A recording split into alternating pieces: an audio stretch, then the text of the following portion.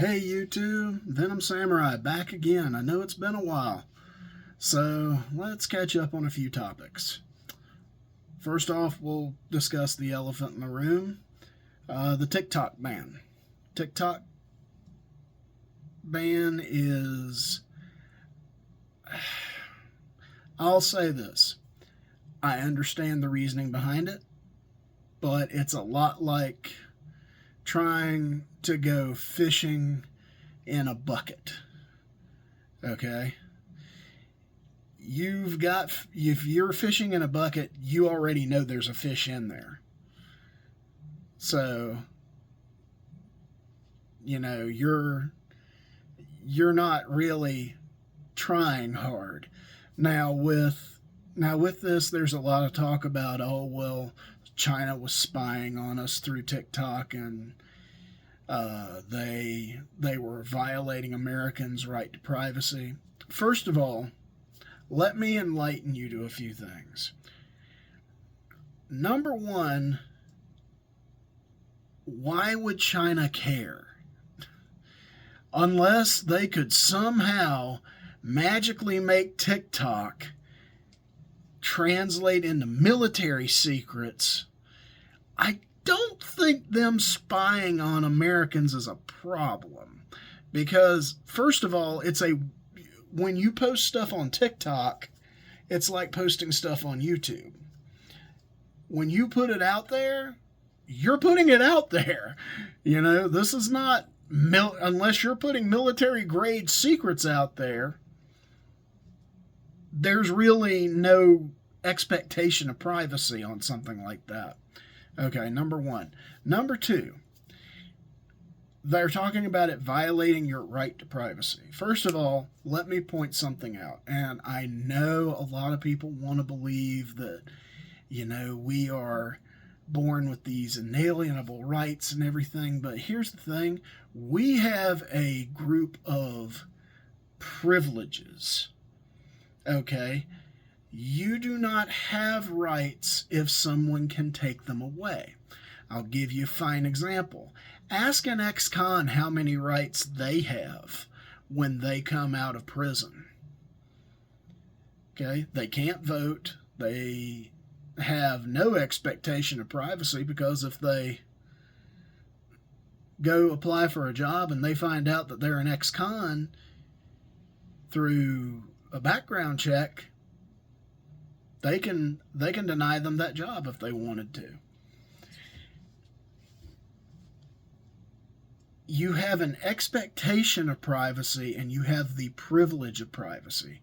You do not have a right to it because, first of all, a right means that it can never be taken away from you. Your ability to be in private is completely hinged on your ability to find somewhere where there is no way for you to be monitored. If you guys knew exactly how much you're monitored in a day, it would literally cause your head to explode. Okay? And I'm not just talking about on the internet or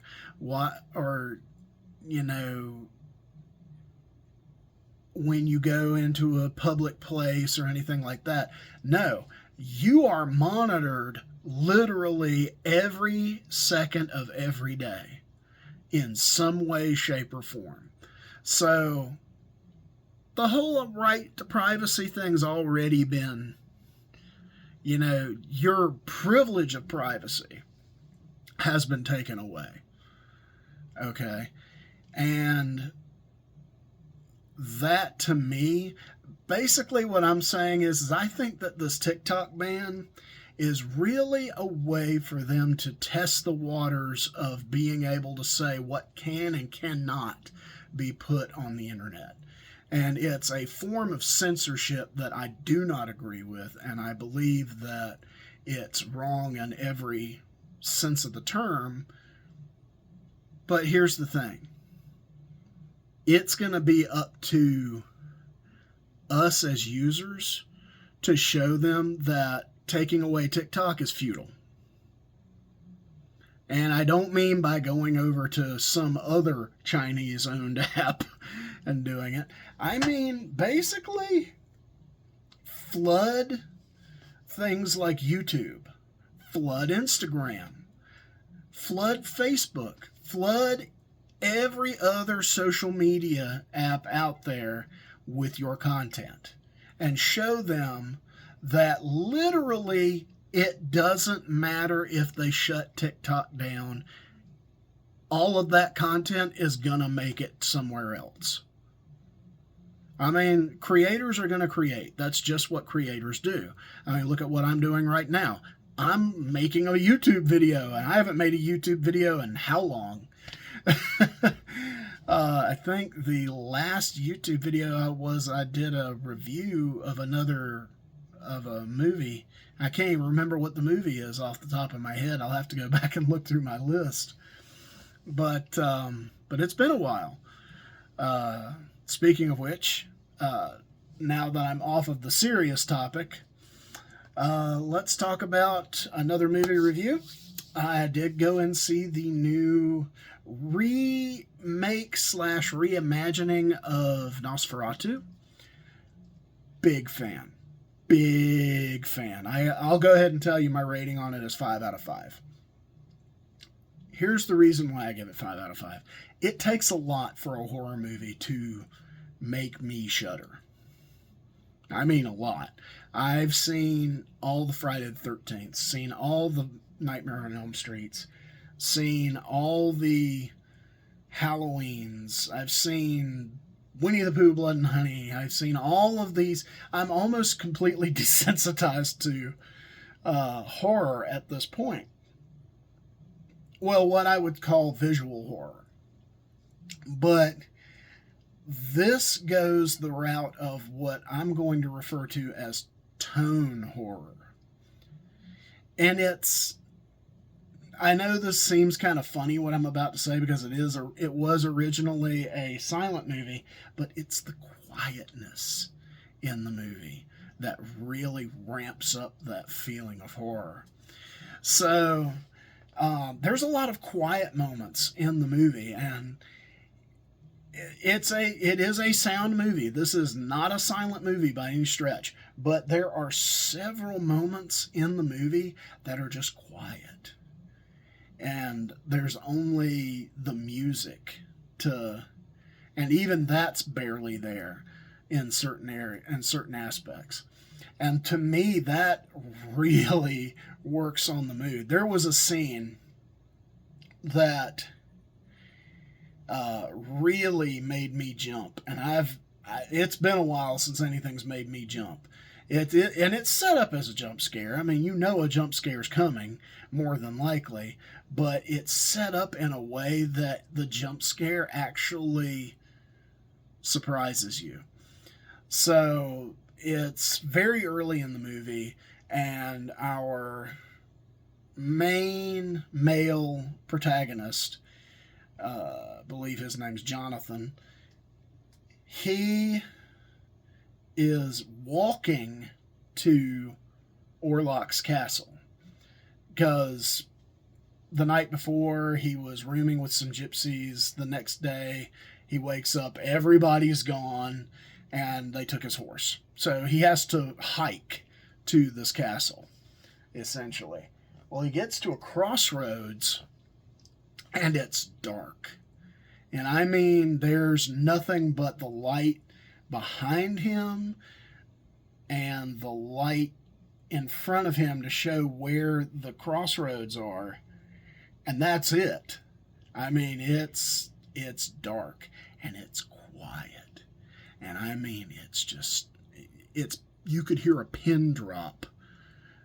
Hell, you could hear a feather drop in this kind of quiet, and then all of a sudden, boom, here comes a carriage out of nowhere. And it made me jump. And I'm not somebody who jumps at jump scares very often because I see them coming all the time.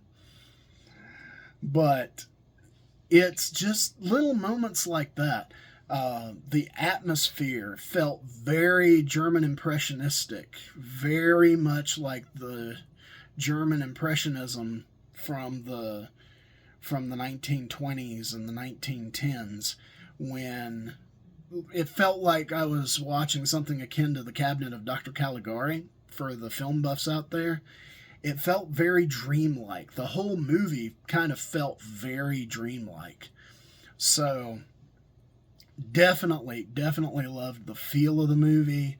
The acting in it was actually very good. We had Johnny Depp's daughter as the main female protagonist, and we had another young man who I can't remember his name off the top of my head, who plays the main protagonist, but he was recently in the movie The Menu, another good movie which I highly recommend. And of course, we had Alexander Skarsgård as Count Orlok. Now, they did something brilliant with this that I absolutely loved, which was they didn't completely show Orlok that much. If you actually watch the movie, he's on screen in full view maybe, I want to say maybe a grand total of 10 minutes of the movie. And most of that is moments where he's either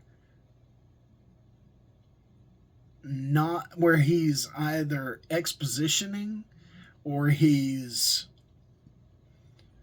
trying to show how big and imposing he is. Otherwise, they keep his character mostly in shadow, and it really works to his advantage to do that. Because truth be told, if we were to look at him straight on throughout the entire movie, you'd be distracted. It's not like with Max Schreck, where Max Schreck in the original movie, he just exuded this very sort of eerie, terrifying energy. It's more or less Alexander Skarsgård, I think, is our modern day Max Schreck, and he does a very, very good job of making you feel the age of Orlok in this, and to feel like he is much more powerful than they give him credit for. There's a lot of things that go on in this movie that really ramp up the tension, because not only when Orlok comes to the town of Bremen does he, it's not like in Dracula where when he shows up it's almost kind of as if he sneaks into the city. No, Orlok comes in like a damn gangster. Not only does he come in on the ship of the Demeter, but he comes in and crashes the ship. They don't find anybody alive. The ship is filled to the brim with plague rats. He not only comes himself, he brings the plague with him, and it causes more and more death as he's in the city. And basically they just did everything to give you the feeling that this guy was a living disease. So I really appreciated that they did that. The acting was on par. Willem Dafoe did a fantastic job as the professor character. Basically, this film's Professor Van Helsing, but he plays him in such an eccentric way that you'd believe that these people would have a hard time believing the guy. Most depictions of Van Helsing, he's either this dashing adventurer or he's this very, dapper, very much a professor. In this, he's kind of a not entirely well liked professor because of his beliefs. Uh, but he knows what's going on, but nobody wants to believe him. So that's the whole crux of that. So I definitely recommend seeing Nosferatu. Definitely go to the theaters and see it. I think something will be a little bit lost when you watch it on streaming or when you watch it at home, because just in a theater you're surrounded by that sound and you can be surrounded by that silence, like I was talking about. I think that once it goes to streaming, it'll lose a little bit of that, but who knows? It might still be good. So that's my review of Nosferatu. I'm trying to think of another movie to go see. I've considered going and seeing some of the big blockbusters from last year, but honestly, this year there's a lot of movies coming out that I'm interested in. I'm definitely interested in, as I mentioned, I have seen both of the Winnie the Pooh Blood and Honeys. I absolutely want to see what they're going to do with that, because I read an article recently that they are planning on making a cinematic universe out of that. They just recently released in theaters and soon on streaming Peter Pan's Neverland Nightmare, which ought to be interesting. Once I get the chance to see it, they're going to do Mary Poppins. Excuse me.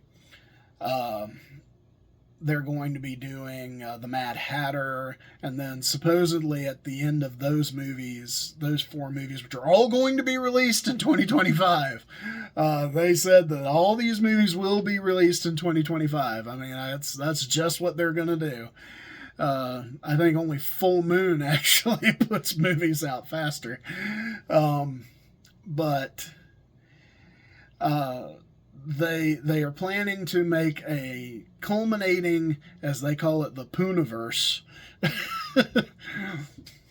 where all of the characters from all of the movies up to this point are going to meet and actually have interactions with each other, and I think that'll be interesting. If nothing else, it'll give us a good laugh.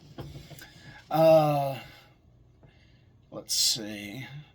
There's a lot going on in the world lately, and I understand that in this world lately, it's kind of hard to feel like there's hope. I know I'm personally not a fan of our new president. I didn't vote for him, but apparently a lot of people did. I don't particularly agree that they did, but hey, if that's what the majority wanted, that's what the majority wanted. Well, I'm sure we'll have 5 million investigations about it, and it'll just be a whole new sideshow circus. But we just need to press forward as Americans. Here's the thing: the president is only as important as we make him. So here's my recommendation to the American people. If you don't want this guy to get any ink, if you don't want him to have any cameras on him, to have any kind of real presence about him, then my personal suggestion, just don't pay attention to him. He's a narcissist, and the one thing that kills narcissists is people not paying attention to them. So, just don't give the guy the time to really do anything. A lot of people say, well, that means that he'll go off and just do whatever he wants. Well, I mean, he's already said that on day one he'll be a tyrant, and then afterward he'll do it for one day, which one day as a tyrant is one lifetime. So You know, it is what it is. I can just rest easy in saying I didn't vote for the guy. But that being said, let me know if there's anything you guys would like me to do. Is there a particular movie you want me to review? Is there a song you'd like me to sing? You know, I do occasionally do songs here on the channel, so I do, and I do enjoy singing.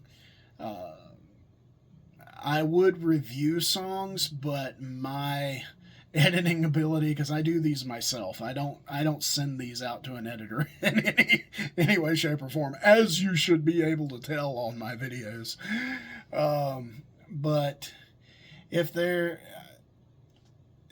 anything that you'd like me to review, if there's anything you'd like me to discuss, if there's any way that you'd like to, you know, send me positive vibes or send everybody positive vibes or what have you in this time of uncertainty, by all means, let's come together as a community, because we're not just an American community here on YouTube. We're also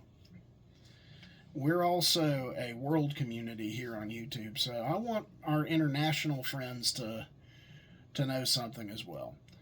So with that being said, that's the Venom Samurai. I'm signing off for the evening, but if you guys just hang on a bit, maybe I'll be back with another review later on. So till next time, stay safe.